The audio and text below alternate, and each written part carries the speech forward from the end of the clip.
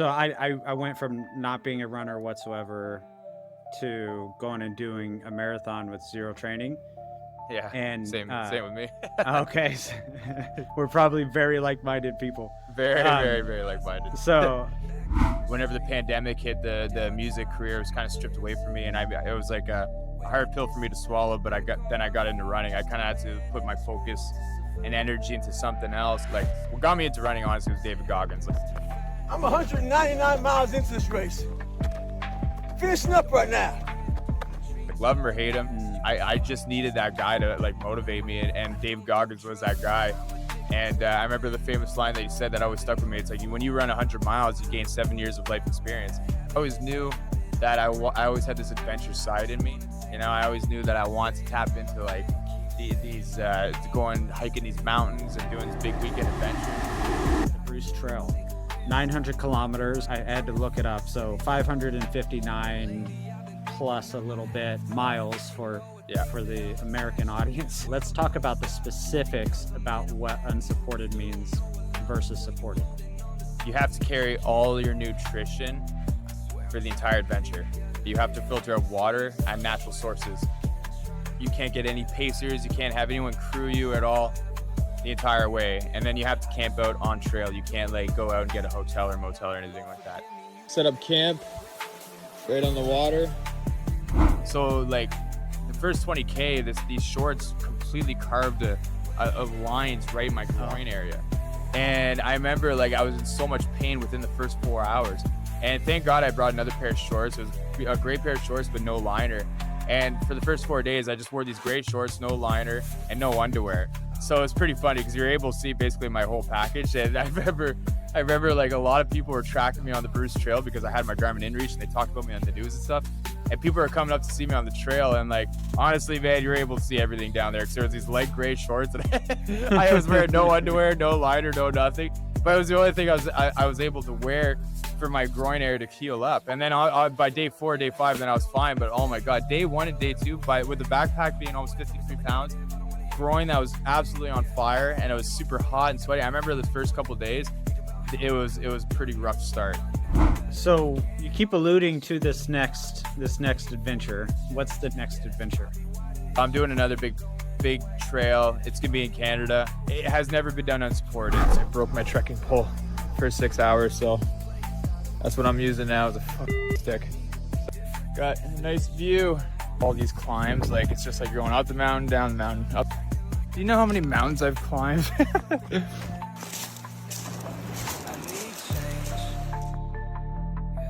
The Patina'd Podcast is about the earned wisdom bound in pain. It's about chasing failure, catching it, and using that as an opportunity. It's about scar tissue and sinew. It's about stretch marks and dented fenders and refusing to hide them. It's about pushing our insecurities and shame to the forefront instead of behind us. Instead of seeing rust as something that compromises a structure's integrity, we choose to see it as the grit that builds character. This is the Patina'd Podcast.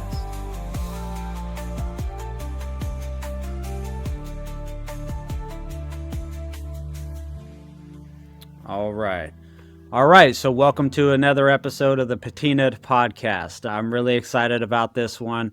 I got Cody Taylor on. Cody Taylor is an endurance athlete, fitness and nutrition coach, and founder of Live the New Normal. And you want to kind of explain that a little bit and as we kind of just start right out of the gate. What is the new normal? Yeah, absolutely. So like New Normal, it's a business that my wife and I own. We have it's a clothing line that we got. And then we also do online coaching. So I'm a fitness coach and my wife's a nutrition coach. And that's what we do. We help people live the new normal. But it's like I'm coaching endurance athletes. We're coaching people that like used to be in shape, that kind of fell off the tracks and need that motivation to get back into fitness. You know, it's accountability, really. That's like really what people, that's how we make our living. But it's a lot of fun. It's all online. So it gives us the opportunity to like work with anyone and everyone. So yeah, that's really cool. Yeah. So I guess we can start kind of with that right out of the gate. So here's my problem. Let me bring me into this into this, and then maybe you point me in the right direction. I'm all about kind of taking in information, and then seeing what what's going to work for me in my situation. But so I did endurance sports or endurance running specifically, and rucking, just running and rucking for a couple of years, maybe 2.5, 3 years. I don't know. I'm terrible with time, but and then last September, I did a 100 miler, and then like 2 or 3 weeks later, I'm kind of thinking that maybe I had some micro stuff going on in my knee or something from the race, like I didn't notice it. I had no clue. But about 2 or 3 weeks later in jiu-jitsu, I went to go and do a throw on someone, and the knee just, popped, blew, ACL, MCL, all this other bone bruising, just destroyed everything, which was really weird because it wasn't some crazy movement. It wasn't like I was put into a knee bar or something. It was just me going and planting my foot, then going to throw someone, and the knee just was done. Anyway, so yeah, all the other stuff kind of heals on its own, but fully torn ACLs are not supposed to heal on their own. Mine did, thank God, and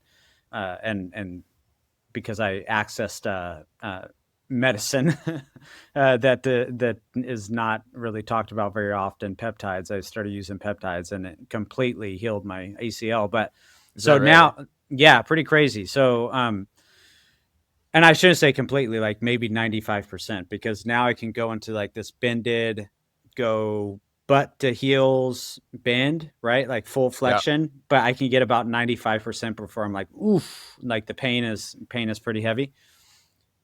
Long story short now. So during all that time of training, I have 4 sons. I love my family deeply. There's nothing like, even within the running itself, like I would say the majority of the reason for it is so that my boys can see their father doing hard things. Yeah, I love that. And so that they can, like, I hate running. I can't stand it. And so for them to see their dad do something that he would way prefer to avoid, but does it anyway because he knows there's these good outcomes that come out of it, just being able to kind of push through that. And so anyway, and I like, they look up to me, they're like, they like kind of seeing their dad do these crazy adventures or whatever, so. And then also, there's a lot of benefits to running, which I'm going to get into some of I have a question for you later on about that. But during the training process, the races itself is like, that's the cool part. Just showing up to the starting line, towing the line, that's the cool part. Yeah, the work's already done. You're already prepared for it. The training before that, though, when you're out on a 20-something mile training run, and like I'm thinking about my kids. I'm like, man, I could like it's later on when you start kind of going through the lull of the training session, you're like, I could be with my kids playing baseball. I could be with my kids doing this. Like I could be with my wife. Like they're missing time with me, and how selfish is this right now that I'm doing this, and having all these kind of negative thoughts going on. So when the ACL tear happened, it forced me then to do all these things that I wanted to do in my head, but I thought I didn't have time for because of training. And so I took on Little League coaching, which was this thing my wife was kind of encouraging me to do. I love baseball. Baseball is huge in our family. And I, because of work and other little excuses, maybe insecurities and stuff, I just never was like, okay, I'm going to do the actual coaching thing. But this year I decided, okay, well, I got the time. I'm not out spending hours and hours and hours on the weekends and whatever training. So I'll just go and, there are 4 kids on 3 different teams, and I coached 2 teams, and I just fell in love with it. It was just like, man, like I forget how much I love this. I forget how much I love the mental side of the game. And I'm also a therapist. So obviously I get a kick out of being service to other people and seeing them grow as a result of the relationship, which I'm sure you can relate to with what you do with people. So anyway, now I'm in this situation where my knee is mostly back. I just did a trail run on Saturday. I'm doing these runs, and I feel nothing in the knee. but I'm like in this hard place where I'm like, yeah, I would like to, for the sake of ego, but also for the sake of conquering this thing, like doing a big challenge, I'd like to go and do something like another 100-miler or something. And also whenever I have those challenges, I know I get to this peak state of discipline and motivation because there's that thing that I'm trying to get to. So I'm like, I think there's something that can help me. Like my lifting sessions have been kind of just blah, but I'm doing them anyway. Like it just just general kind of, I want to say lethargic. And I just Yeah, say you like need something to I'm train getting for. through it. Yeah, I'm just right now. What I'm training for is just to stay consistent, right? Yeah, I know that it's hard. Like I remember whenever I was getting it back into fitness in my early mid to later 20s. That's just it, man. I was like, I had nothing. I wasn't getting into these runs or anything like that. I wasn't in these races, and I'm like, I remember the first couple of years I was like really motivated, but then after that I'm like, well, what's the point? You know what I mean? Yeah. So I think that's why like signing up to these races is what keeps us kind of like on track and keeps that motivation alive, you know? Yeah. And so for me, for me, exercise is medicinal. So that's the point of exercise and staying consistent with it is because it helps me from a mental health standpoint. So I'm going to do it even if I have to sledge through it and I'm not like excited to do it, you know? But now I'm in this place where I'm like, okay, do I want to? The answer is no, I don't want to. My ego wants to, but the part of me that's enjoying being with my family and like going out and practicing with my kids and have like that sort of stuff doesn't want to. But then there's that part of me that wants to beyond ego that knows that I need that next thing. Like we were just talking about, I need that next big goal to kind of hyper focus myself into something. So yeah, having said all that, what should I do? What should you do? I mean, Yeah. like just to keep that motivation alive. Is that what your question is? Yeah, I think like this is, I guess I'll say this is kind of where I'm at right now. I think what I want to do is I want to do something like a 43 miler in September Yeah. because I'll be turning 43. So just for my birthday, right? Yeah. I want to do something like that. And so that's going to kind of require me to kind of focus in on that and make sure that I'm ready to get through that. But yeah, so I think that's where I'm at. But I think from a training perspective, I don't want to invest in 2 and 3 hour runs.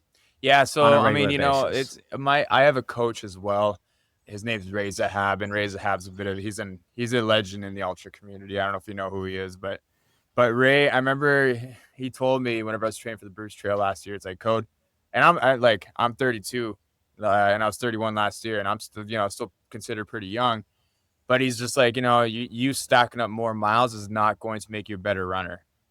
And I remember like whenever I was training for the Bruce Trail, like I was like, well, it's 900 kilometers. I'm like, I gotta like run 900K a month, basically. Like that's kind of what was in my head. I had to run a stupid amount of miles, but he was right, man. It's like it all came down to the strength training, because if you ran 100 miles already, so you already got in between the ears, like you could run 100 miles. You know what I mean? I'm not saying not to run. Like obviously, you have to be strategic with your planning and how you're gonna do this. Like, so if I was to coach you, for example, basically what I would tell you to do is like I would have 2 runs during the week where you do strict nose breathing runs. So like 2 10-kilometer runs. So like less than an hour or an hour. Very easy, nose breathing only. So what that's going to allow you to do is relax your body, and you're going to just your heart rate's going to drop completely. And I just find that trains your heart to like to be at a very low BPM where you're not going to need as much nutrition or hydration because you're running very relaxed. And then stacking up two big days, like you can either do one long day. You're gonna have to invest in a day where you're gonna have to put in some miles, for sure, especially if you're gonna train for something big. And it's but what I like about this approach is that you're not like you don't have like a full week of running where you got to take off for 3-4 hours every day or 2-3 hours every day. I find that to me is a lot. You know what I mean? Mm-hmm. So if you could just like kind of attack it where it's just like you got maybe 1 or 2 days during the week where it's like, okay, I need like maybe a 6-hour max time block for those days. That's a little bit more manageable. You know what I mean? You could fit that in on a weekend, whether you do it, get up at 4 a.m. and get it in the morning before everyone else is up, or you do it later at night. You know what I mean? So like that's kind of the way I've been approaching my training. And then, yeah, like I said, lots of strength training. So now you're going in with the purpose whenever you're doing the strength training, lots of core. I've been getting into a lot of kettlebell movements there. And I just find with the kettlebell stuff, it's like now you could go in to do a 30-minute workout, but you're getting the whole body engaged as opposed to just going to like a regular gym where you can sit on a machine and then you do a chest press and the only thing that's getting engaged is your chest. You know what I mean? Mm-hmm. I like doing things where it's like you're kind of maximizing your time. You're kind of, taking advantage of that full whatever. If you only have 30 minutes, you're going to take advantage of that full 30 minutes and get a full body workout in. But yeah, I don't know, man. It's funny. I also think it's like everyone's body's different, I know for me, like that's what worked for me. Stacking up those 2 back-to-back days or having 1 long training day, it's kind of all really my body needs to get prepared for these long races, So does that answer your question? Yeah. I like that too. The kind of specifically nose breathing. Just you know what, and that's kind of like what I like. My coach wants me to still keep doing it. I kind of laid off on that a little bit just because like now I'm like really putting in like some big weekends for my training right now.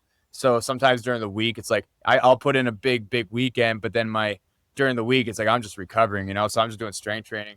But I really like the nose breathing runs at the beginning of the season because like this year in particular, like I didn't really do any running this winter. It was all strength training. I was putting on size, I was putting on muscle, and then yeah, like just like I remember I started running and I was kind of like, holy crap, like my heart rate's jacked up. I'm sweating pretty crazy. I was kind of getting a little worried. I'm like, did I lose it? But then it's just like you give yourself 2 weeks of just like taking it easy.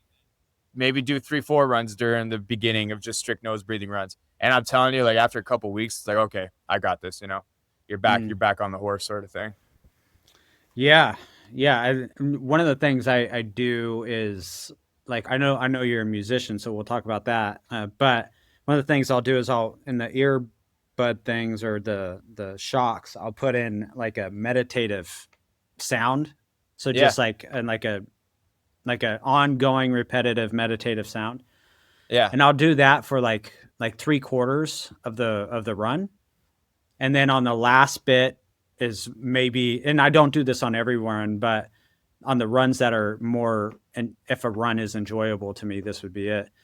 On the last bit, I'll put on music, whatever, like a special playlist of like kind of dopamine and endorphin type of music. Yeah, absolutely. So, and I'll wait and I'll save that for the last third. And I might even take in some caffeine gum or something if it's a really long one or something. But what I notice is like my body doesn't accept what's going on until about 6 miles. And then my body's like, okay, this is what we're doing now. It takes so long for my body to say, okay, we're doing this. But it helps with that first 6 miles, especially I'm kind of like the same, that meditative state. Yeah. I'm kind of the same too. Like it's funny. Like I've recently, like I always trained without listening to music, just like to control my breathing and stuff. But I think as we get more experienced, sounds like you're experienced too. It's like, I think we have control of the breathing. I think we have control of our body. So sometimes it's just to literally grind through just like the suck factor of just like, oh, you're going to be putting in a long day. So it's just like that first 45 minutes. I'm the exact same way too. But then like if I do a full day adventure, 2-day adventure, it's like I'll like listen to music or whatever the first like 40 minutes, but then the headphones are off and I'm just like completely tapped into nature after that. And I don't even need to listen to music. So I definitely agree with you, man. You just kind of have to do what you got to do, man, to get the job done, really. Yeah. But to any new runners though out there, like I always recommend don't listen to music, because anyone that's getting into this sport, what happens is you listen to music and then you're running to the beat, you're not focusing on your breathing and your heart rate's jacked up, and then you're wondering why you could only run 3 kilometers and you have to take a break. It's because it's all about controlling your breathing. It's all about getting that heart rate down. It's all about just relaxed, your body being relaxed and you're moving, you got to flow. So yeah, I always recommend don't listen to music if you're just starting out as a runner. My first, so I went from not being a runner whatsoever to going and doing a marathon with zero training. Yeah, And same with me. okay, we're probably very like-minded people. Very, very, very like-minded. So it was like, it was literally a fleeting thought that started all this, where I'm like, okay, well, now I need to do a marathon. And what I did was I put in, Cameron Haynes had just come out with his book. It just came out like 2 weeks before or something. Yeah. Just came out like 2 weeks before, I think, something like that. I'm like, this is perfect. I'm going to listen to this. And so I'm listening to it. And his big takeaway was, yeah, go do marathons, but make sure you train for it. Yeah. That was one of his like reoccurring themes. Like, just go do it, but make sure you train for it. But here I am, I'm doing this marathon without training for it. But so you said your first experience was just doing something similar. Tell me about that. Yeah. Well, I mean, so like, I was a musician like when I was for a very long time, and then whenever the pandemic hit, the music career was kind of stripped away from me, and it was like a hard pill for me to swallow. But I got into running. I kind of had to put my focus and energy into something else, and running was just kind of like it gave me that same feeling as whenever I was playing in front of thousands of people on stage. You know what I mean? Which is crazy because like you just think about it, it's just running. Anyone could tap into that, but like, you know, that adrenaline rush. I started getting that feeling whenever I started running. And so I was like, I remember in 2020, I was like, the beginning of the summer, I remember I'm trying to run 5K. And, you know, at the end of the 5K, it's like I was tapping into that runner's high because it was just so tough for me at the time. But it was a struggle, you know. And then like 2 months later, like I ran from Cornwall, where my hometown is, I ran to Morrisburg, which was like 40K.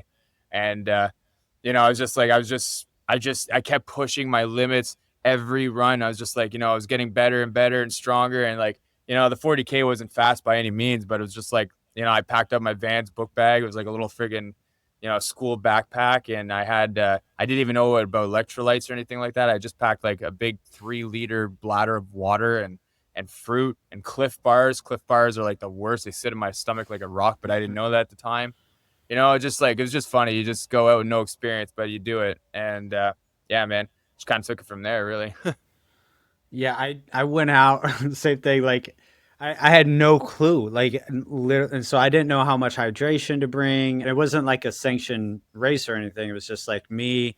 And then the first loop, my stepdad went out there and rode on a bike, you know, and so he had to backpack with like, just like, not even like bladders of water, just like these plastic containers I had accrued over the years of like a few of those, like just no water. It's summer. I didn't know what to bring from a nutrition standpoint. I just brought ketones with me. Yeah. And that wasn't good for me and my stomach, but like, that ran right through me. And then eventually, like one of the guys there's another guy that filmed it, and he would have to go and run over to the Chevron or whatever, to the gas station, and go and get some orange juice and bring it back.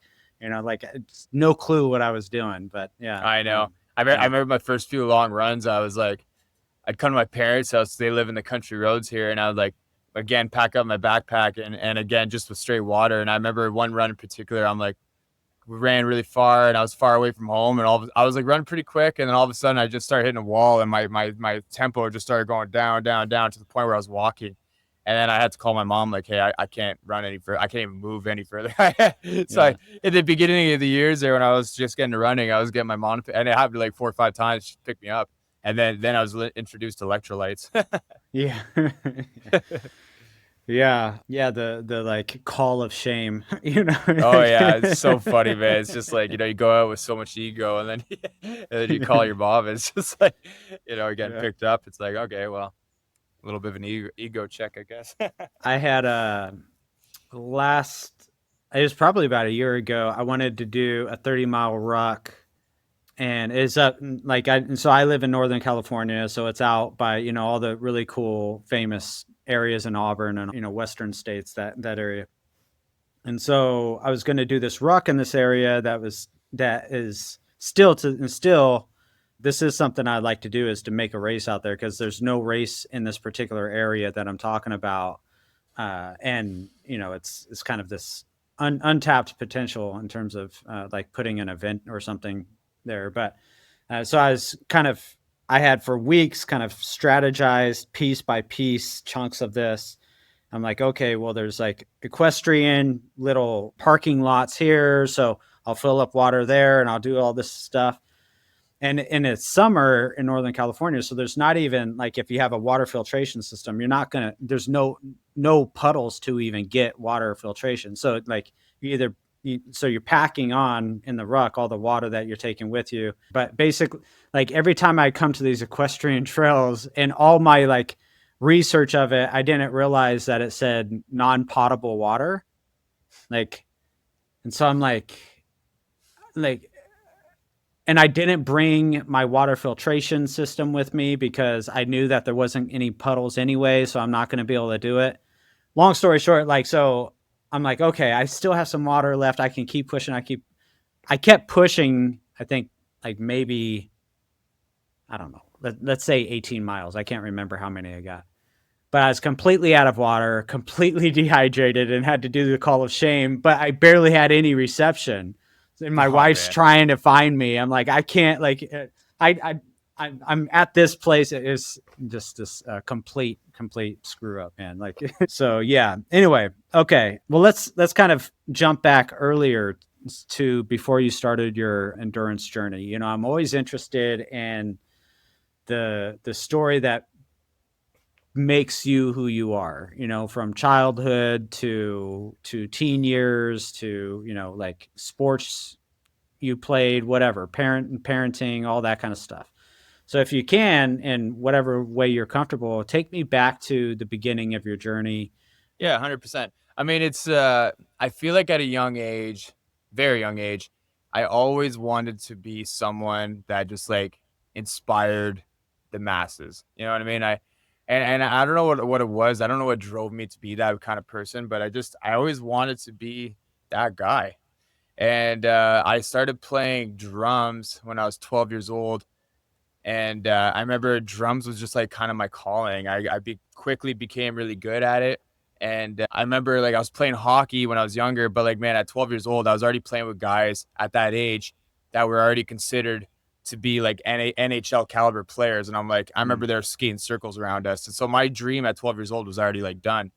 And drums was one of those things where it's like that dream would stay alive for as long as I played.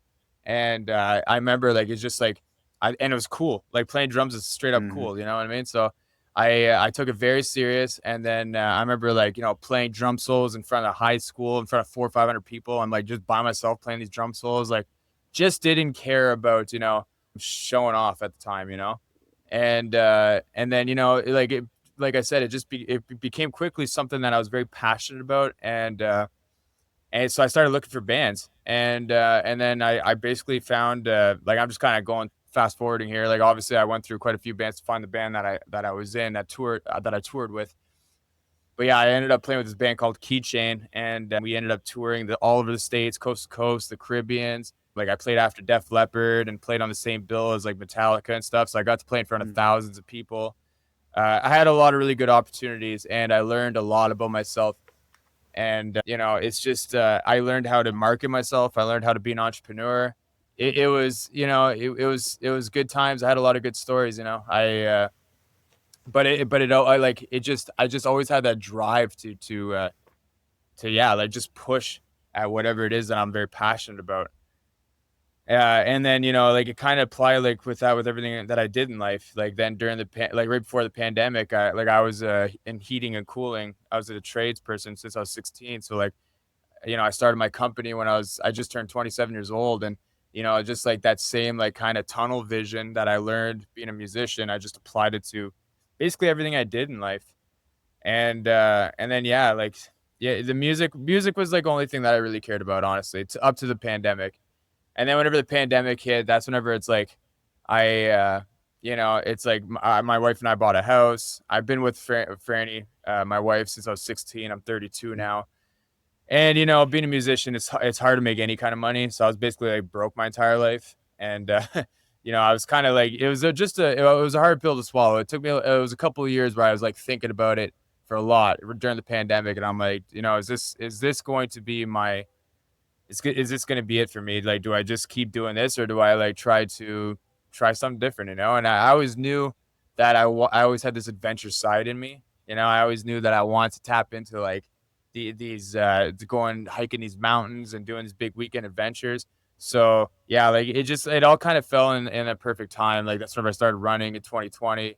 And then that whole, like my whole running journey is a whole other story. But yeah, my childhood was great, man. Like honestly, like my parents, they gave me everything that I ever wanted. But they always made me work hard. You know what I mean? Like I remember at 12 years old, I didn't have to work, but my dad was just like, you should probably look into getting a part-time job. So I used to ref hockey. And you grow up quick reffing hockey. I remember being 12 years old reffing a hockey game, and I had a parent probably in their 40s yelling over the glass telling me that I'm an idiot because I made a bad call. You know what I mean? And I'm like, yeah, you have to have thick skin for that kind of stuff. So, I started reffing hockey, and then I like picking strawberries in the summertime, and then at 14 years old, working at Wendy's and McDonald's and all these summer jobs. But like that kind of initiative that I had to go get these jobs made me a hardworking person, and yeah, I had a great childhood, man. Like honestly, like I don't have a crazy story of being like I had this crappy childhood and I just I figured it out and now I got this crazy successful story. It's like no, it's like I had everything. I did, and I always praise my parents, and I had that perfect girl at a young age. Like it's just I saw that I had this opportunity, and I saw that I had this support, and I just like I know I have it, and I respect it, and I took it and I went for it. You know what I mean? So it's yeah, man. Like life's been really, really. It's been great to me so far. Yeah. I hope that answers your question. Yeah, man. That's and it is unique, right? Like especially within the ultra scene for someone to say they don't have some traumatic childhood experience that that's kind of the underbelly of their drive to keep them going within a run or whatever. But the running though, like I said, it's for me what really got me into it was just like that feeling you get mentally. Like I remember like what got me into running honestly was David Goggins. Like love him or hate him, he's the reason why. Like I remember I was kind of like got out of shape during the pandemic, and I'm like I just needed that guy to like motivate me, and David Goggins was that guy. And I remember the famous line that he said that always stuck with me. It's like when you run 100 miles, you gain 7 years of life experience. And like I totally agree with him, because like every long adventure I've had, it's like I came back extremely grateful. It's like especially now that I'm doing these unsupported adventures, like I'm filtering water out of the ground. I'm eating these high calorie dense bars for like 2 weeks. It's like you come back home, it's like you drink out of the tap, and it's like you don't have to friggin' spend 30 minutes filtering out water. It's like, yeah, you're pretty grateful. You know what I mean? Mm-hmm. You're grateful to have that home cooked meal, or throw the burgers on a barbecue and eat something actually that's warm and delicious. I don't know, man. It changes you as a person, and like I said, like I had the opportunity to play in front of thousands of people, and that feeling where you're out of body experience, it's like where you just feel like you're on airplane mode, but you're in that flow state. I started tapping into that flow state whenever I was out in the trails. And like, I have to say, I was never a gifted athlete or a gifted musician, but like, running for me is like always something that kind of came natural to me, because I think the reason why it came natural to me is because like I'm a knuckle grinder. Like I know how to work really, really hard for everything that I do in life. And these long adventures is basically that you're knuckle grinding right to the end. You're like, you got to have that work ethic. So that's why I think I've really been thriving in this sport. Yeah, I like that aspect in terms of like endurance running specifically. Like it kind of evens the playing field somewhat from being super talented at something to making sure that it goes beyond talent. You got to be somebody that's willing to suffer, and I think that's actually interesting, in terms of all sports. If there's a sport where gender starts to foggy the lines between the best of the best, right? Like there's the top female athletes there's a distinction, but there's not a heavy distinction between the top male athletes, within the longer distance, the 250s and that sort of thing. There's not this huge daylights apart sort of separation between the genders, which is different from most other sports, because women have the unique capacity to be able to suffer physically, have babies. Is the ultimate example. Like if you can have a child, then you have the ability to suffer. And so, so it's very interesting with that. And it does help for someone like me who is not a naturally gifted runner. I'm not talented from it. I would say I'm athletic. I have like a quick twitch type of athleticism, but I want to say I'm a gifted runner at all. But I can grind, like you were saying. I can knuckle drag. I can suffer.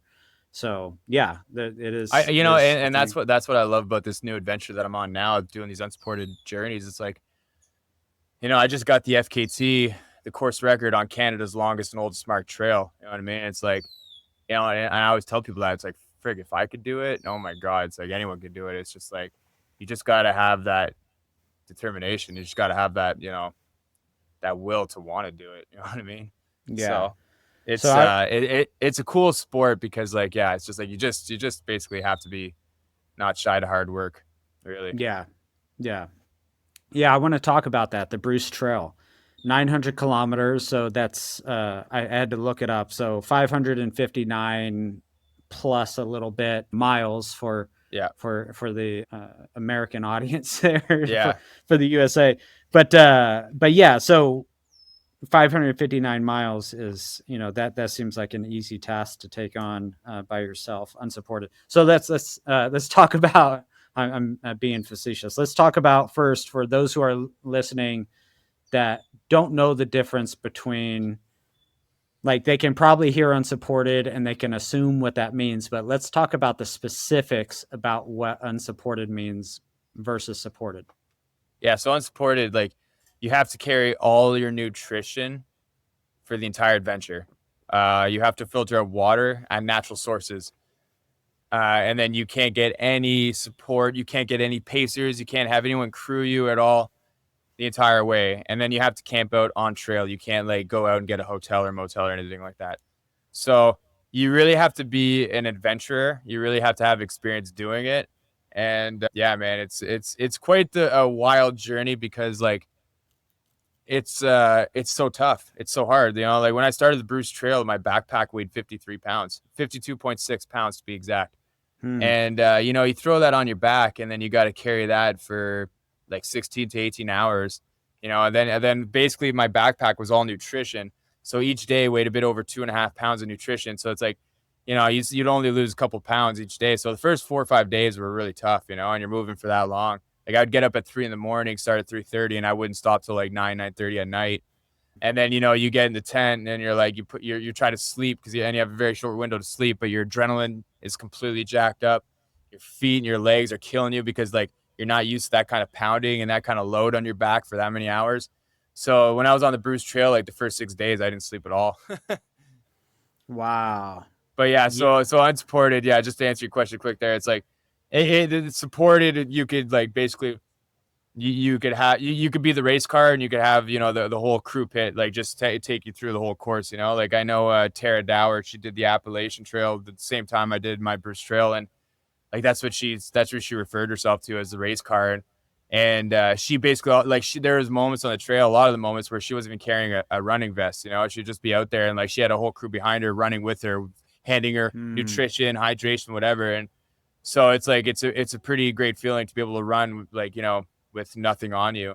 Actually, as a matter of fact, I just ran a backyard ultra on Saturday, and it was the first time in a long time, in a couple of years, where I didn't run with a vest or anything like that. And I'm running through these mountains and these hills and getting this elevation, and I'm with nothing on me. I felt it was the most incredible feeling ever because the last couple of years I've been carrying nothing but weight on my back. So yeah, it's the supported and unsupported. It's my coach told me straight up, it's just they're both very equally as respected, which I think is pretty wild because I think I envy people that have the speed, and you know what I mean. Like I'm not really, like I said, I'm not really a very fast runner, but I know I could outwork most people. So the unsupported journeys there, that I think they just kind of matched who I was as a person and my style.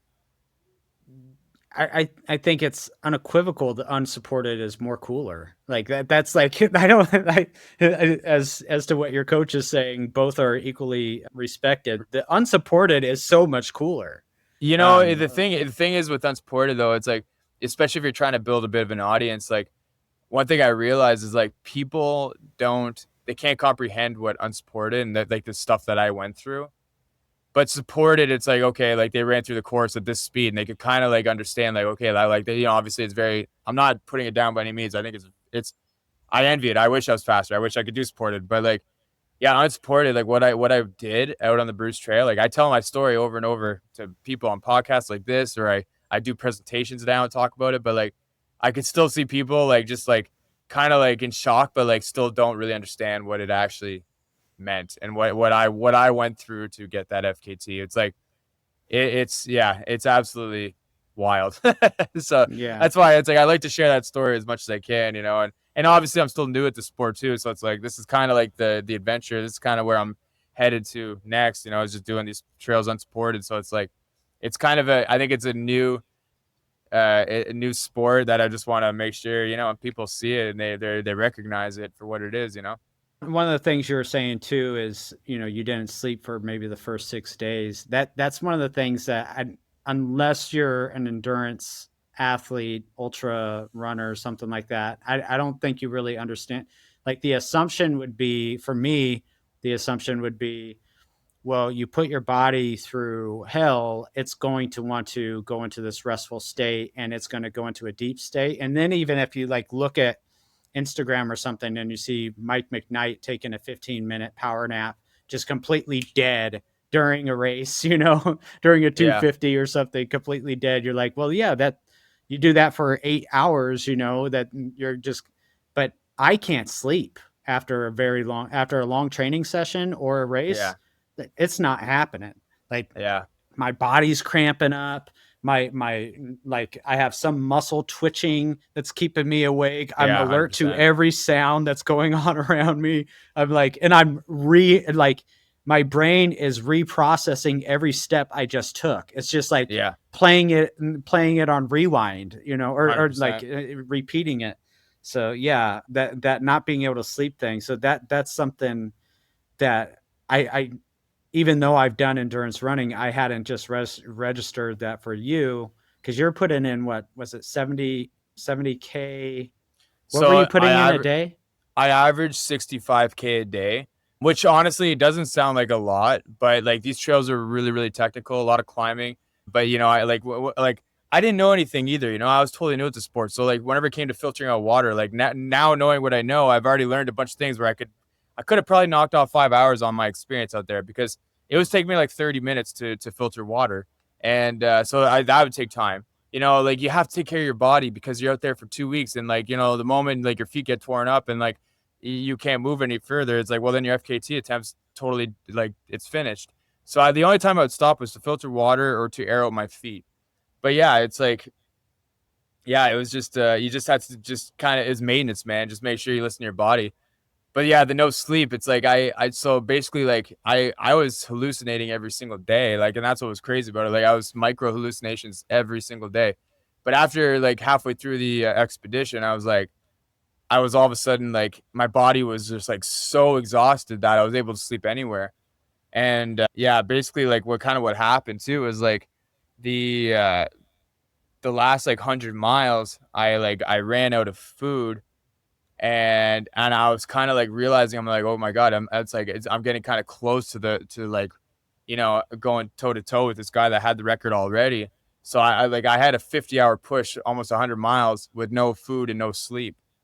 So like I remember whenever I went through my first night with no sleep, like the next morning, it was absolutely rough, because now I'm like 13 days in, over 800 kilometers. So I kept like taking these dirt naps, like you said, that Mike McKnight was doing. But basically what I'd do is I'd take my phone, set my alarm for 10 minutes. I put it on my chest, and I would lay down and leave my backpack on and everything. I'd use my backpack as like almost like a backrest, and I'd put my head down, and I would literally wake up with like 7 minutes left of my alarm. So like I'd take like a 2-minute dirt nap. I call them dirt naps. Took 2-minute dirt nap, and I did that for like every like 3-4 hours, and that kind of got me through towards the end. But yeah, like the last 7 days were like, the mornings were getting a little tougher. Like I remember towards the end, I like kept taking these little micro naps, like, but it was just that last stretcher. That's whenever I took quite a few. And I just remember that it was like 2 minutes. That's all I needed, to get me through to that. That's nuts, man. And like I ended up losing like 30 pounds and stuff too, because I ran like almost 100 miles with no food. Like, yeah, the whole experience was it was quite interesting, to say the least. How were you, like, so from a cramping standpoint, like what, or any other sort of physical kind of things happening in that last 100 miles without having nutrition? Like, what was going on for you from a physical standpoint? So like the last part of the Bruce Trail was extremely rocky, and like the like, and I've navigated through rocks before, but these rocks were like, I call them like cheese graters. They just wrecked your feet. And like so bad actually that I didn't feel the bottom of my feet for about 2 months after that Bruce Trail. Wow. Like I thought I had some nerve damage and stuff. Like my feet are fine now, but it took about 2 months for my feet to even, like, I could even feel the bottom of my feet. But honestly, it's like every day it was funny. It's like I found like every day I was totally good, totally fine the whole time. But then like towards the end of the day, your body starts screaming at you for something. Either you have a hot spot on your foot, all of a sudden you got runner's knee, or I remember day 4, day 5, there's a picture that kind of went viral where I had all this trail toes tape all on my back. So basically what happened was my backpack started shaving off the skin off my upper back. And I remember I was like kind of stressed out because like this is only day 4 and it took me 14 days and 30 minutes. So I like towards the end of the night, I set up my tent. I had my shirt off, getting eaten alive by bugs, and just air on my back. And I go to bed, like kind of cross my fingers, wake up the next morning, still feel the back's kind of tender. But thank God, my buddy, right before I went on this expedition, which I'm definitely going to bring going forward always, he gave me this trail toes tape. And this tape is like, it's white tape, but it's got holes through it. And basically you put it through like hot spots. You put this tape on hot spots. And I remember my buddy Seb, he gave me this tape and he had it on his back because we scoped out the Tobemore section before I even attempted the whole thing. And he had a little spot on his back where he had a hot spot, and he put a little piece of tape on his back. And I remember I was amazed because this little piece of tape stayed on his back for the entire 4 days we were gone. So I remember the next morning I applied this tape strip for strip all on my upper back. And like this tape stayed on my back for the entire adventure. But if I didn't have that tape, I would have lost all the skin on my upper back. And I don't even know how I would have finished that run, because that would have been absolutely excruciating. Like it would have been so painful, So yeah, so my, like, literally every night there'd be something that would kind of happen. And then, like I said, whenever it's like towards the end of my adventure and I knew that I was getting kind of tight to even getting the FKT, the course record, I just pushed through both nights. Like I went through the first night, went into the next day, and like this is the most technical part of the trail. Like there's rattlesnakes and stuff. Like I hit rattlesnakes with my poles and I'm all disoriented, And then like I get into like, all of a sudden I was starting to get like later into that day, and then all of a sudden it started like getting like dark, like into the evening again. And now I'm in the most technical part of the trail, and I'm like standing on these cliff edges where like, you go to the left, you hit a rattlesnake, you go to the right, and you're gonna fall 200 feet to your death. It's like, and I haven't slept, and no food, and I started getting like a bit of a panic attack. But I'm like, okay, well, what are you gonna do, Cody? You're gonna pitch up your tent and take a break and rest up for the night and not get the FKT, or you're gonna push through? So I pushed through, but it was a real, like I said, out of body experience. I remember like my hallucinations were so bad at one point, like I was hearing my name being called out, like Cody, and I'm in the woods, and I'm seeing stuff, and I'm like, oh my, it was, you couldn't help but laugh. You're just like, you're hearing, you're seeing all kinds of stuff. Like it was very, very, very interesting. Yeah. I mean, that is, well, first of all, that's creepy to hear your name being called Yeah, out it in the was woods. so creepy, man. I'm telling you. But I knew I was so close. My parents were right at the end waiting for me. My wife was there too. And it was so funny because I had my Garmin InReach on. I had no cell service out there. So I'm texting through my Garmin. I'm like, I kept apologizing to them because they were waiting for me. I kept telling them I was going to be done at 7 o'clock, 8 o'clock, 10 o'clock, 12 o'clock. I finished at 4 in the morning. You know what I mean? So I went like literally like 50-hour push, man, 50-hour push, no sleep. And I'm like, it was like, I felt like I was flying out in the trail towards the end, but like, I remember like 1 kilometer would take me like 30 minutes. You know what I mean? So like a mile would take me like 50 minutes basically. So it's like, you know what I mean? Like, it was like, you think you're moving quick, but I was like just basically dead to the world. But you know, I ended up getting it done. So I beat the record there by 5 hours. That's amazing, man. So that was one of my questions, was just going to be like the practicalities of the unsupported race. Like, so I guess you're using the Garmin inReach for GPS tracker sort of capabilities and for communication. And what were you using to kind of keep things charged up? Yeah, I just had a battery bank, the BioLite. I had like I brought one that it weighed a pound, but it charged my phone a bit over 5 times. And then I had like a smaller version of that one that charged my watch and my Garmin inReach. And that was more than enough. I actually even still had some more power left. But like, that's something I don't want to mess around with. Like, I know my coach told me, he's like, well, bring something that's like solar powered. But like, honestly, man, I find solar hasn't really, it's not as efficient. It's not super efficient yet, you know, especially guys that are on trail that are mostly in wooded areas. Like, you really, if you want to charge something fully by solar, it's like you have to be in direct sunlight for 24 hours.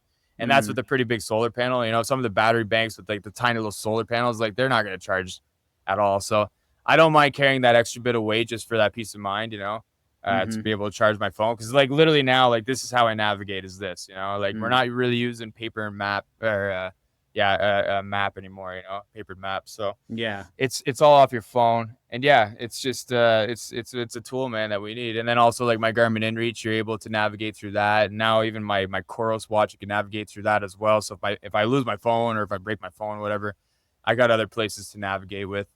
But yeah, just, you know, it's just, you have a checklist, you have a mental checklist. It's like you go to bed, okay, your watch has to get charged up, your Garmin's got to get charged up, I got to boil water, I got to make my food.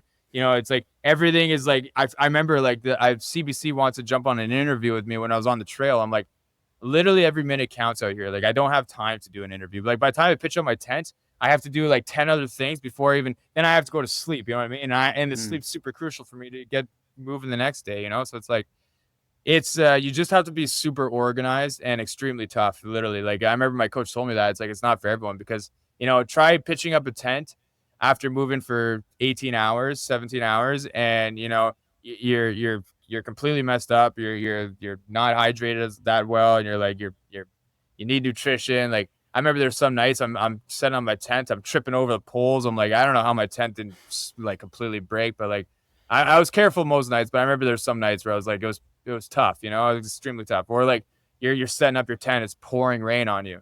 You know what I mean? Like, it's just the weather conditions. People don't even factor that either. It's like, you know, you're out there for 2.5 weeks. It's like, or 2 weeks. I was out there for 2 weeks, 30 minutes, 15 days. It's like, you're going to have bad weather. It's not all going to be like, you know, sunshine and rainbows. You know what I mean? You're going to have some bad weather, and you have to learn how to navigate through that too. And keep your stuff dry, you know, like keeping your sleep system like dry, because like, you know, you got to keep that stuff in good shape, because, you know, if you do drop in a hypothermia and everything's wet, you know, it could be a dangerous thing out there, you know? So it's like, you just got to be always on it. And that's what I like. That's what I loved about the Unsupported Adventure. It's like, and that's why I say it's like 65K a day. People will be like, oh, I could do that. But it's like, you don't factor in all these things. You know what I mean? Like, yeah. So it's, yeah, man, it's definitely a sport that just requires a lot of mental toughness, a lot of grit for sure.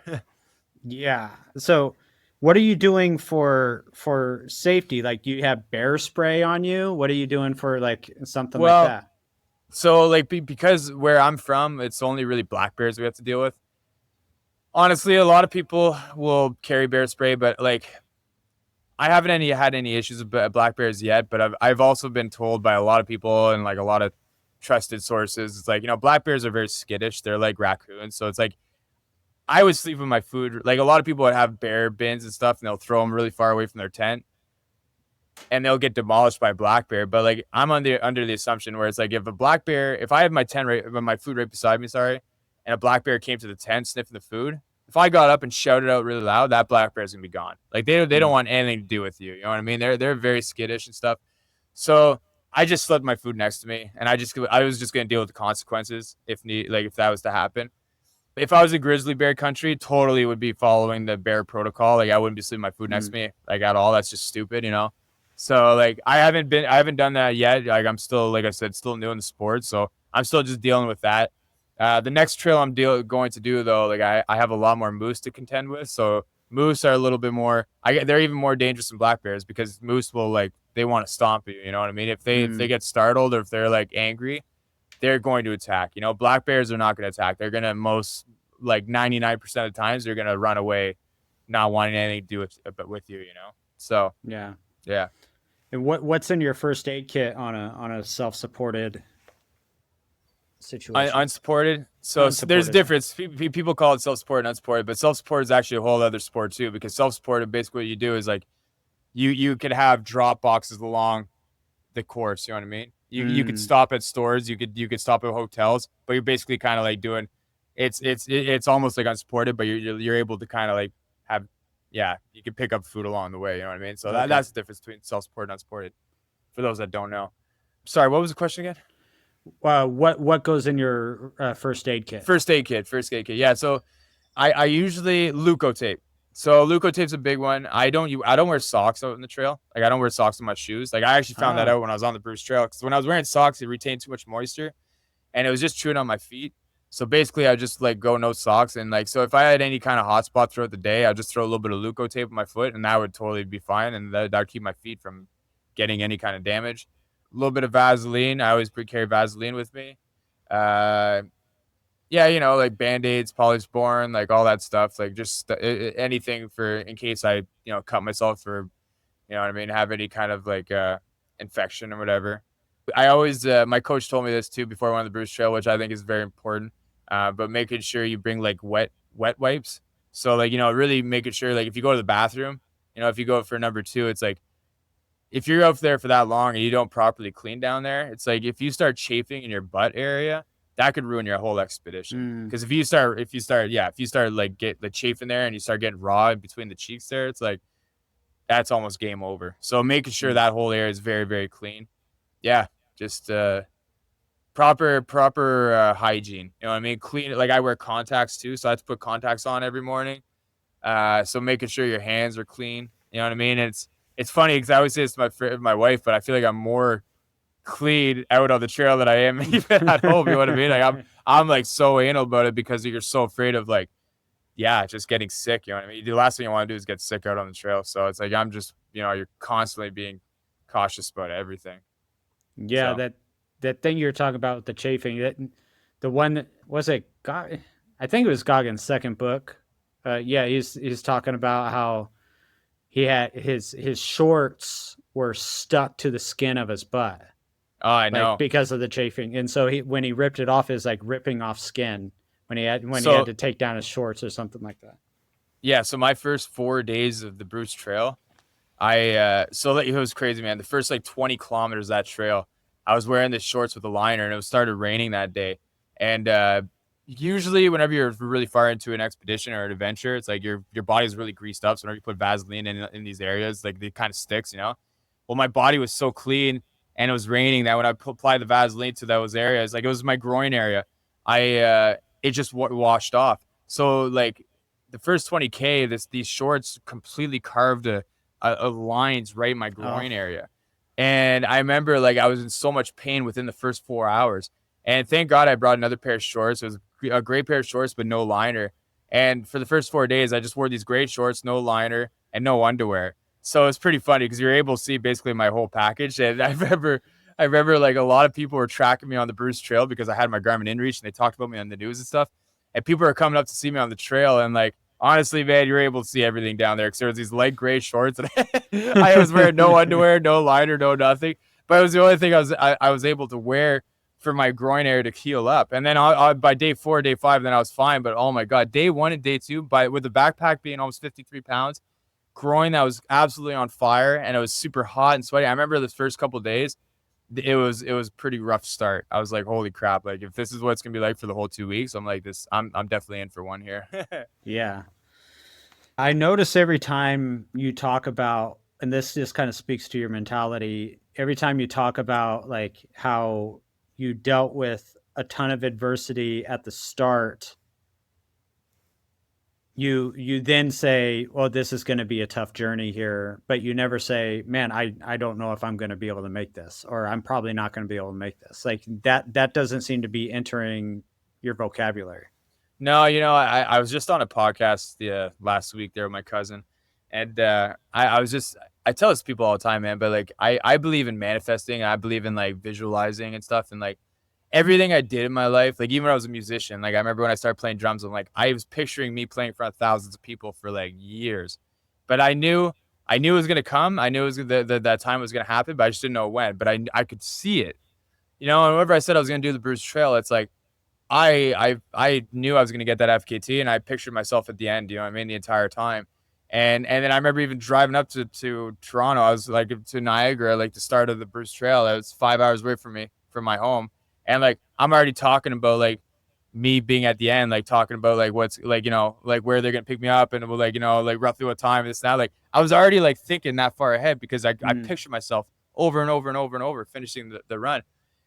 Now that being said though, like after doing the Bruce Trail, I find it humbled me in a lot of ways because I realized anything could happen. You know what I mean? Like you can visualize it and you can manifest all you want, but you have to understand that like there is things that can happen and it could derail you and you might not get the job done then, you know what I mean? But like I know that if I wouldn't have got it done last year, it's like I would have went back this year and I would have got it done. I would have went back and got it done at some point, So it humbled me. Even though I got the FKT, it humbled me a lot. It just made me realize like, man, it's like things have gone right in my life most times, but like, there's gonna be a moment, there's gonna be a time in my life where it's not gonna go right. And that's gonna be okay, and like, yeah, it's like I just like I said, even though I got that course record, it was a real like it was a real I don't know, it humbled me in a lot of ways, So but yeah, I just believe in just manifesting and visualizing and believe in yourself, It's like if you have that end goal, if you see that thing that you want so badly, there's nothing that's going to get in your way. You know what I mean? You're going to get it done. If you believe in yourself and you put all the hard work into it, it's like, yeah, there's nothing that's going to stop you really. So, Mm-hmm. One of the things that also came up as I was thinking about what would that experience be like, the Bruce Trail unsupported, like what would that be like? I'm thinking like one of the shows me and my boys like to watch is Alone, yeah, right? And like some of the ones that crush me is the guys that are like they're all excited, the helicopter leaves, they're there for 5 hours and they're tapping out. They're like, I didn't realize how lonely I was gonna feel. Like, yeah. Have you not seen the show before? What do you like? You couldn't get through 5 hours, but so yeah, I think that's a bit ridiculous and soft, and maybe they had no mental preparation for something like that. But then going 2 weeks of being completely unsupported by yourself, I it makes sense why you would hear your name being called, maybe not in a creepy way, but it makes sense why your name would be called and why you're hearing things. So what was that like for you? Like you said, you've since 16, more than half your life, or at least half your life, you've been with the same woman. You've had this partner, this confidant that you're able to rely and talk to on a regular basis. And so you've had a great, and it sounds like with your parents, these good interpersonal relationships. So how was that breaking from that and being completely by yourself for 2 weeks while taking on a physical endeavor like that? It was all good until like day 7, halfway through the expedition. I was like in the morning. Thank God I had self-service out there. It's not going to be like that on the new trail I'm going to be attempting there this year. I have no self-service out there. So this one here, the Bruce Trail was a really good one for me to kind of get my feet wet because it was super long. It was unsupported, but like I was able to kind of like, if worst comes to worst, if I had to quit, if I had to like, you know what I mean? Like bail on the whole project. It's like, I was able to kind of bail. I was close enough to a city or close enough to get picked up get off the trail and get picked up. But I remember on day 7, like I woke up in the morning and I remember my heart was racing. Like I'm feeling bumps on my body. I'm like literally making up these friggin' things where it's like, oh my God, like I feel like, is that a tumor? Is that cancer? Like I started like friggin' stressing about everything that was like absolutely bonkers, you know? And I remember I called my wife in the morning, which I never did first thing in the morning. Usually I'd call her like either midday or always at the end of the night whenever I'm in the tent about to go to bed. And I called her and I'm just like, she's like, hey, she's like, I wasn't expecting you to call me. And I'm like, yeah. And I just started singing and not making any sense. And she's like, everything all right? I'm like, no, not really. She's like, I'm having a bit of a panic attack here. And I just remember like I thought I was gonna like friggin' drop of a heart attack. Like I was like not really, I was kind of like for whatever reason, I was just scared. But then just hearing my wife's voice and then her just chatting with her, I wasn't even really chatting with her. I just wanted her to hear on the other line. She was just going on with her morning, doing her thing. We weren't even talking, but just having her right there, I was able to calm down. Then I ended up having one of the best days of the whole 14-day adventure. So yeah, it's I don't know what to tell you, man, about that. It's like I thought I was rock solid. I'm like, I'm a tough dude. I could do this all on my own. But then then just like that moment hit where it's just like, holy crap, like you're actually on your own. Like you're totally by yourself. You're doing this, whether you like it or not. And like, you still got it. It's been a long time. It's been 7 days. You still got another 7 days ahead of you. It's like, holy geez. I just remember it was like, that was a moment. I had 2 minor panic attacks and the one was day 7. And then the other one was, like I said, the last night, whenever it started getting most technical part of the trail, very, very rocky. And I'm like going into a second night with no sleep, no food. I'm like, I nearly had a panic attack there, but that one I got out of quick because like that was like basically fight or flight. I'm like, okay, dude, like you made it all this way. It's like you can't be a little coward about this and like, you know what I mean, injure yourself or pitch up a tent and not get the FKT. Like you're right there. I felt like I had my entire country back me here. Like I like the whole story kind of like blew up, and I knew there was a lot of people tracking me and stuff, and I was getting close, and so I manned up and I got it done, you know. But like, yeah, the whole being alone for that long, I did it. I honestly, I have to say I managed it really well, but there was definitely a couple moments. Like I tell this all the time to people, but like that trail, man, it's like I tapped into all the emotions. Like I cried. I don't cry ever. I always took pride in like not crying. I cried every day. I laughed out loud. I laughed like crazy. I had panic attacks. I hallucinated. Like I literally tapped into all the emotions, you know what I mean? And like I find when we live our everyday life, we're with social media and all the things that distract us, we're stripped away from those raw emotions. You know what I mean? So that trail gave me that it just gave me all the feels and it made me just feel human out there. So, you know, that's why I'm so addicted. I'm so like hooked to these adventures now because it really just brings you right back to where it all began for us, you know, just like how we live our life through these emotions that we feel. You know what I mean? Yeah. Yeah. So you keep alluding to this next adventure. We can't talk about specifics, I think, with it, but anything that you can share. What's the next adventure? Yeah, I mean, like my goal is to do something big every year. I want to do one big project a year at the very minimum. And so I'm doing another big trail. It's gonna be in Canada. It has never been done unsupported, so it's gonna be pound for pound harder than the Bruce Trail. It's not as long as Bruce Trail. It's 700 kilometers long, so it's probably in miles, maybe like 450 miles or 400 miles or something. But it's gonna be really tough navigating, and like I said, a lot more moose and stuff. Like I've been watching a lot of YouTube videos, and basically, I remember there's one guy in particular. He was talking about like you look on the logbook, you know, before every trail there's a logbook and you sign your name and, you know, date, whatever. He's like, you go back 2 pages and you're going back 15 years. So it's like, you know, like the trail is not very well traveled. So it's just going to be just a different style of trail, man. Cause the Bruce Trail was very, very well marked. I was able to navigate at night. I was able to, you know, I didn't really have to navigate on my phone that much. It was like pretty easy to navigate without anything, you know? So this trail is gonna be totally different. It's just gonna be like pound for pound, just tougher. A lot more. It's gonna be more mountainous, so I'm climbing through mountains and exposed to the weather. Yeah, it's gonna be fun. It's gonna be wild. But yeah, unsupported. I'm gonna try and set the record this time. So I don't have any records to beat. I just got to go out and do it and get it done. Yeah, that's awesome. Yeah, I think there's going to probably be some added motivation to say, well, I want to set the record in such a way where nobody's going to come and even get close to it too. Oh yeah, no, I'm still gonna get up at start at 3:30. You know, I'm still gonna do a major push. And now that I'm more efficient, more experienced, it's like it's still gonna be a hard effort on my end.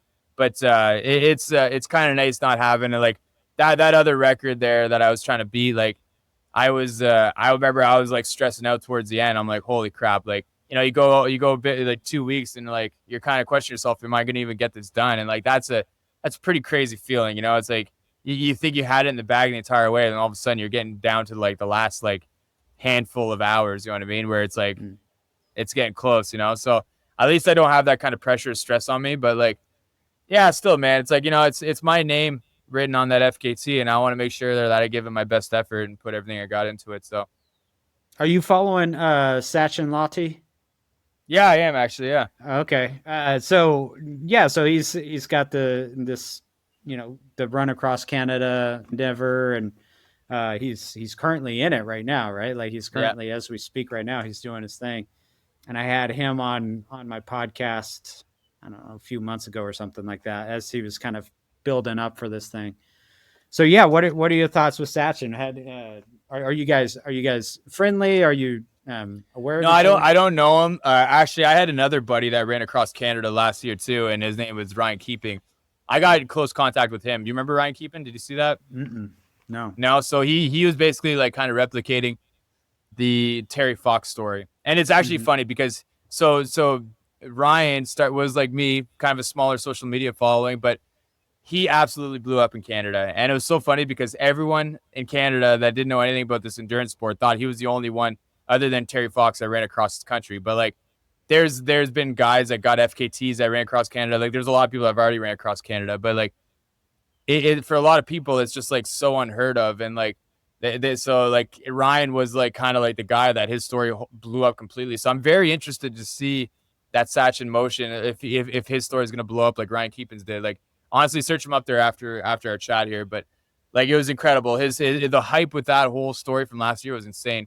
And yeah, I got to meet up with Ryan as he ran across my hometown, and I ran 2 days with him. Actually, to promote my run, I actually ran with my backpack it was full of rice. And then he had me on one of his posts just talk about my trail and stuff. So my following kind of blew up just because of that one post. He shared my story, and anyways, it was kind of a fun little. I got to meet Ryan. He's a really good guy. But yeah, such emotion. Like, I mean, you know, I know I'm not saying it's still very tough running every day like that many kilometers. I'm not knocking it by any means, but I feel like when you do something like that supported and you got that kind of like, you get that kind of support and, you know, that kind of like, yeah, people coming out and running with you. I feel like you're running on complete adrenaline the entire time. You know what I mean? Like Ryan Keepin has literally the entire country backing him. Everywhere he went, he had people running with him. So it's like, cool. I just feel like nothing's going to stop you. You know what I mean? And like, you know, the difference between unsupported and that, it's like, you know, even though mine was only 2 weeks as opposed to 3 months, it's like, there's everything that wants me to stop. You know what I mean? Like there's no one out there. There's no support. There's no one on the sidelines cheering you along. There's no, I don't even have access to social media out there. It's like, so there's just it's all hard, man. You know what I mean? It's all relative. It's like, it's all different. But yeah, I think whenever people run across country for a good cause, like I'm all for it, man. I think it's cool. Yeah, I think it's really cool. And you know, I had the opportunity. I had this one company that wanted me to run across Canada this year for a cause. And I'm like, you know what? Like he was going to pay for everything. But like, I realized I'm like, it's starting to be honest with you, man. Like, and again, not to knock it or anything, but it's starting to become kind of like the new normal where people are just like running across countries and stuff like that. You know what I mean? So it's like, that's one thing that really attracted me with this unsupported stuff is that like, there's literally no one doing it. It's so new and like so unheard of. And like, you know, even though my social media might not blow up because of this, it's like, it just makes me totally different. It makes me someone that's doing something way outside of the comfort zone, way outside of the box, you know? But again, man, it's like, I think running cross country, even for me, I would love to do it one day. And I respect those guys that do it for sure. I think it's hard, man. Imagine doing that for 3 months straight. Yeah. I wonder, like for athletes that are, let's say, nearing a decade in the sport type thing. I'm wondering if it's not the physical beating that has them kind of get off of their perch of being the best in the world at whatever it is, you know? I'm wondering if it's like the mentality of knowing what you have to go through and doing it, choosing to do it over and over, and at some point being like, no, enough is enough. Like I'm like, what's the burn for? Like it makes me think about with like I don't know, even like Courtney Dauwalter, right? Like the best female runner on the planet. She was destroying people at Cocodona this year in the first day or so, first day or two or something like that, just destroying everybody. And then she didn't finish, right? Like she just Yeah, I know. DNF'd. And it makes me think like, and like Mike McKnight, after he had that huge comeback, I think 3 years ago now at Cocodona, he has these little, I guess a lot of things can happen. So I'm not saying Mike McKnight like mentally broke down or like wasn't willing to dog it out the way he would have 5 years prior or something like that. I don't know. But I'm wondering if there's something to that, just the physical torture that it takes, and then to be willing to get up and do it again, and then to do it again and do it again. I wonder if that has any effect on the endurance athlete's lifespan of staying at the top, you know? Yeah, I mean, I think it gets to a point where it's like if you're a competitive athlete and you're doing these races like Courtney, you want to win. You know what I mean? You want to get podium. Like, so it's like if things aren't going your way, like it's just like you're gonna pull the plug because it's just not going your way. And like, what's the point of like dogging it out? It's like you already proved to people that you can do it. You know what I mean? So it's like you don't have anything to prove. It's just like, so I see why people like kind of just DNF and just kind of pull the plug on things. I feel like with someone like me, where I'm still trying to prove myself and what I'm worth, it's like, you know, my first couple 100-mile races, it's like, I remember my first one, I hyped it up. I'm about to run my first 100-mile race and all my friends were following me and this and that. And last 50K, I had hypothermia and like, I was not in the right place to be running. And I remember I got to the last aid station. They wanted to pull me off the course. And I stayed at that aid station for like 30 minutes. They stripped me down, warmed me up. And like, and then I went out and finished the run, got lost, finished the run stuff. And like, I did it in like 33 hours, but like, it meant everything to me to finish that run. You know what I mean? It meant everything to me. So it's like, it just depends, I guess, on where you are in your athletic journey, you know? And like, you know, again, like with what I'm doing now with these unsupported adventures, it's like now it's like with me, it's like I'm training for this one project. So it's like whenever I have those moments of being like, frig, I don't want to go out and do this. It's like, well, dude, you literally spent your whole year, invested all this money and time into this project. There's no ifs, ands, or buts. Like you're gonna get out there and you're gonna do it. You know what I mean? So, you know what I'm saying? It's like, you know, someone like Courtney, she's doing races like year after year, and like, yeah, I don't know, man. Like I'm noticing that too. It's like if it's not the race not going their way, it's like they're not gonna push it any further. So Yeah, I think, and yeah, it's true from like, you don't, and like, especially with someone like her whole livelihood, she's making a ton of really good money based off of sponsorship. She doesn't want to get injured and miss the next race, you know? So there's a lot to that for athletes like her. But yeah, but there's something to that too, where when you're kind of like yourself, more in the earlier stages of your career within it, you still are trying to prove it to yourself, not necessarily to others. You're like, am I what I want to be still? Like, can I get there? And so when you do prove it to yourself, can you still kind of keep that drive? Is something that's interesting. yeah, and I mean, you definitely said it right, man. Like that's what I'm saying. Like after the Bruce Trail, it's like, okay, I know I could do this. I know I can. But again, it humbled me because now you just realize the older you get, it's like you just gotta respect the trail, man. Like I was out on the Presidential Traverse, like that's on the state side. That's where Mount Washington is and stuff. I don't know if you're familiar with that. But I did the Presidential Traverse. It was an out and back, and it's like it was 10,000 feet of climbing. You're basically like you get up on a high peak, and then you're basically traversing 10 high peaks, and it's up in the Rockies because like you're above tree line stuff.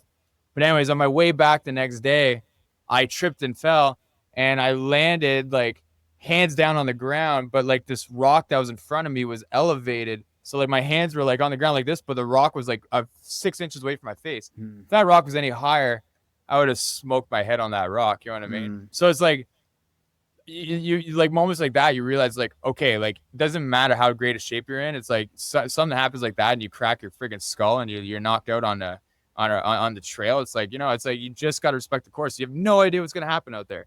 And it could happen. You could break your leg, twist your ankle. It's like, so yeah, honestly, man, it's like you just like I know that now I proved to myself I can do the distance, but it's like you just have to understand that like anything could happen. So Yeah. I think that's a great sort of message in terms of how we could end this today. Do you feel like there's anything else that we haven't covered or we should talk about?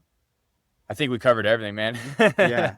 I think this is a great chat. I mean, yeah, honestly, it's like I love the sport. I love the adventure. Like I think anyone that's like even thinking about getting into this like this adventure side of their life, it's like I'd say just go for it, because like it's like it doesn't cost anything. You know what I mean? You could just put on a pair of shoes and just go out for a walk and still get that same feeling. You know what I mean? Just by breathing in that fresh air and being disconnected from your phone. So it's yeah, just don't underestimate the outdoors, man, because it made me a happier person. It made me grateful, made me appreciate everything in life. Like my wife and I, we live in a small little 800 square foot home. We have one vehicle. We live kind of that van life as well. And we're not like keeping up with the Joneses, you know what I mean? We're just happy with what we have, and that's one thing I do have to say about just, the adventures as well. It's like, yeah, you appreciate the little things in life, that matter most. So. Yeah. Well, that's awesome, man. I'm going to keep following you, Cody. I'm excited to kind of get the actual detail of the trail that you're going to be going on and kind of follow you through that journey. I'm a fan, dude. I'm excited and humbled to have you on the show, dude. Thanks. Well, thanks, man, for having me, man. It's it was a real honor. Appreciate you. Rising up, back on the street. Thank you for listening to this episode of the Patina'd Podcast. There are other shows that emphasize resilience, but my intent is to normalize personal development through embracing challenge by interviewing the common man and woman, the person that you and I can relate to. If you are someone who wants to soak up the insights of normal people doing extraordinary things, please subscribe. If you know somebody who is overwhelmed by fear and complacency, please share this podcast with them. I don't do drugs, I'm addicted to the pain, no. Yeah, I've been on it for a while, don't know how to put it down. Gotta have it, it's a habit, I'm not breaking, no. I just wanna take a hit, keep saying I'ma quit, keep saying I'ma leave, but I stay though. I just want a little fix, I don't wanna take a risk. I don't like it when I drift from the safe zone. But lately I've been thinking I'ma have to letting go of things that I'm attached to. World don't stop just because I'm in a bad mood. You don't know what love is till you holding on to something that you can't lose. I swear I'm trying to get it together, sleeves up, putting work in, trying to be better. I know I cannot keep this up forever. Moment I get up, I just wanna know I'm doing my best. And if I'm not, Lord forgive me, you can have the regrets. I can feel it coming in the air tonight. Hold on. And I've been waiting for this moment for all my life. Oh Lord, can you feel it coming in the air tonight? It's yours. Oh Lord, oh Lord. Face to face, out on the heat, hanging tough, staying hungry. They stack the odds, still we take to the street for the kill with the skill to survive. Rising up, straight to the top. Had the guts, got the glory. Went the distance, now I'm not gonna stop. Just a man and his will to survive. Yeah, I don't like new things, got a lot of mood swings. Oh, you wanna tell me something negative, I don't wanna hear what you think. Yeah, tossing in my sleep every night, feel like 2 weeks thinking about how I could've done this or done that better. Can't help it, that's just me. Lies, that's me avoiding the change. Yeah, that's probably why the issues ain't going away. Yeah, that's probably why I always sit around and complain, telling myself that I ain't never getting out of this place, out of my face. If you telling me I need to be different, that's the issue though. I'm always insecurity driven, taking the wrong turns, acting like I know where I'm headed, waiting for something bad to happen. I can snap any minute, I need change. Yeah, that's kinda easy to say, right? But difficult to do when I feel like I hate life.